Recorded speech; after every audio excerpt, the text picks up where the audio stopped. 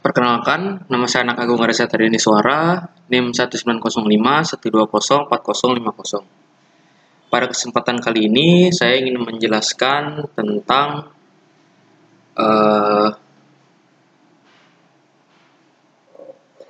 proyek terakhir buat untuk JARCOM, jaringan komputer. Jadi saya di sini dengan judul laporan saya adalah laporan simulasi jaringan komputer studi kasus jaringan di Bank BNI dan Pasar Bali.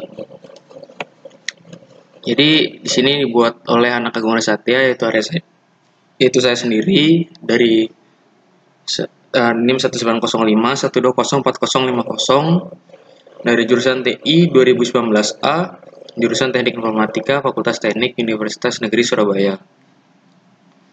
Jadi simulasi jaringan di Bank BNI Bali. Jadi yang pertama deskripsi tentang jaringan di Bank BNI Bali. Jadi pada jaringan komputer yang terdapat pada Bank BNI dan Pasar Bali ini terdapat 4 jaringan yang terhubung satu sama lain, yaitu customer service, teller, kantor, dan server pusat.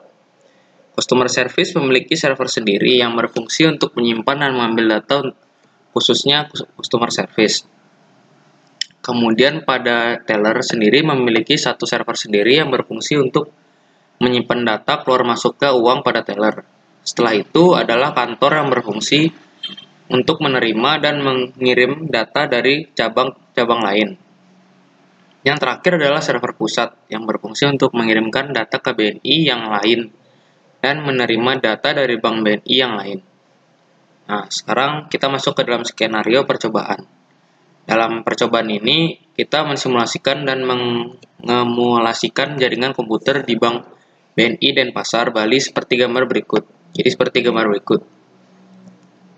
Jadi pada router pertama tersambung dengan switch komputer service yang kemudian tersambung dengan 3 komputer yang akan digunakan oleh customer service dan satu buah server yang berfungsi untuk menyimpan data untuk service.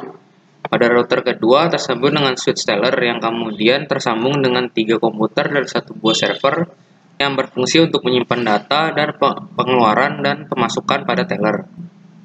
Pada router ketiga tersambung dengan switch kantor yang kemudian tersambung dengan 5 komputer dan satu server yang berfungsi untuk melakukan pekerjaan penanganan uang di bagian belakang. Pada router keempat, router terakhir, terdapat 2 server yang berfungsi sebagai server pusat yang akan menerima data dan mengirimkan data ke sesama cabang BNI. Langkah percobaan dan pengujian. Pertama adalah buatlah skema sesuai dengan gambar berikut. Seperti gambar berikut. Nah, saya sudah membuatnya dengan Cisco Packet Tracer berikut. Jadi sudah saya buat sesuai dengan gambar yang saya rancang. Kemudian masukkan IP address dan subnet mask pada tiap komputer dan server dengan IP 192.168.50 dengan bebas, dan pada subnet mask akan menggunakan 255 saja. Pastikan IP address tidak mengambil jatah gateway dan isi gateway dengan urutan IP yang sama dengan IP address. Jadi kita lihat di sini dengan PC0 IP configuration. Di sini IP address 192.168.50.3. Lalu kemudian subnet masknya 255.255.250, sedangkan default gateway adalah 192.168.50.1. Lalu kita coba buka bagian server. Di sini kita lihat, nah, default gateway 50.1. Lalu bagian IP address .2. Sekarang kita masuk bagian PC3 ini. Kita cek desktop, IP configuration, IP address-nya 8, subnet masknya 0, dan default gateway-nya 6, yaitu khusus bagian switch yang ini gateway-nya 6. Kemudian pada PC8 ini desktop IP configuration sebagai berikut. IP address-nya 192.168.50.13. Kemudian subnet masknya 255.255.255.0. Default gateway-nya 192.168.50.11. Nah, pada server PT ini kita buka, IP configuration-nya adalah 192.168.50.20 192, 168, 50, 18. Jadi bagian ini adalah nomor ke-18. Jadi kita urutnya seperti ini. Ini 1, ini 1, 2, 3, 4, 5, 6, 7, 8, 9, 10, 11, 12, 13, 14, 15, 16, 17, 18, 19, 20. Jadi ada 20 jaringan di sini. Kemudian kita lanjutkan di sini. Kemudian lakukan pengiriman data pada tiap komputer dan server di masing-masing switch untuk memastikan apakah sudah tersambung. Ini kita coba. Bagian sini ke sini successful. Terus dari sini ke sini successful. Dari sini ke sini juga successful. Sekarang kita juga coba bagian dari server ke sini, server sama server, ya successful. Kita sudah coba cek. Nah, kemudian masukkan ke dalam router dan lakukan sebagai berikut. Di sini pastikan port status sudah dalam keadaan nyala on. Jadi kita masuk bagian serial, bagian router. Kita masuk ke dalam serial. Kita tulis sebagai berikut 20 20 20 25 500. Nah, ini kita on kan juga. Nah, setelah itu juga kita masuk. Pastikan port status sudah dalam keadaan menyala on, ya. Sudah. Lakukan pengisian seperti berikut. Setiap Fasternet 0 tiap router. Masukkan IP address sesuai dengan gateway. Kita lihat di sini, ini Fasternet, ini yang tadi juga. Kita Fasternet 00. Nah, ini kita nyalakan on semua. Di Fasternet 1.0 ini tidak usah karena kita hanya menggunakan satu jaringan saya. Nah, dari sini switch ke sini.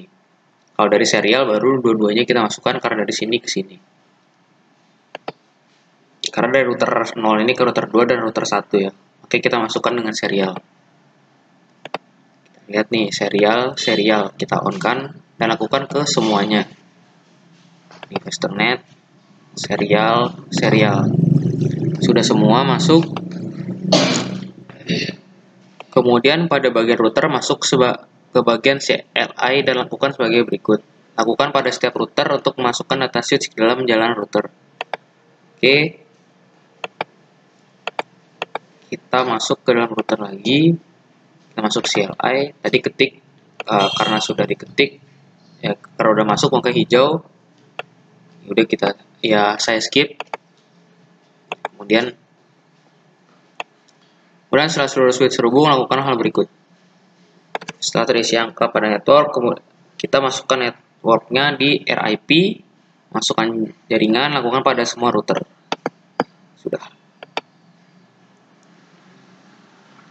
Sudah semua masuk, ya sudah semua. Sekarang tinggal nomor 7. Setelah semua selesai, lakukan pengiriman data dari tiap komputer dan server. Tunggu sebentar. Nomor 6 tadi, oh iya, kita masukkan dulu. Saya lupa, maaf. Ini configuration RIP, ini semua sudah masuk. Semuanya sudah masuk. Nah, sekarang kita coba new dulu, terlebih dahulu. Dari PC 0 ke PC 1, dari PC 0 ke PC 4. Maaf, ini failed. Sebentar.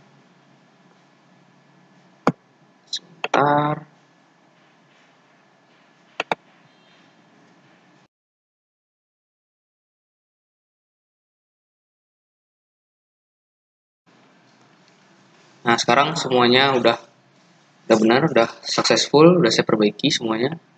Jadi tadi ada kendala pada bagian ininya, Fasternet ininya. Nah, sudah. Sekian dari presentasi saya. Kurang lebihnya mohon maaf. Terima kasih telah menonton presentasi saya.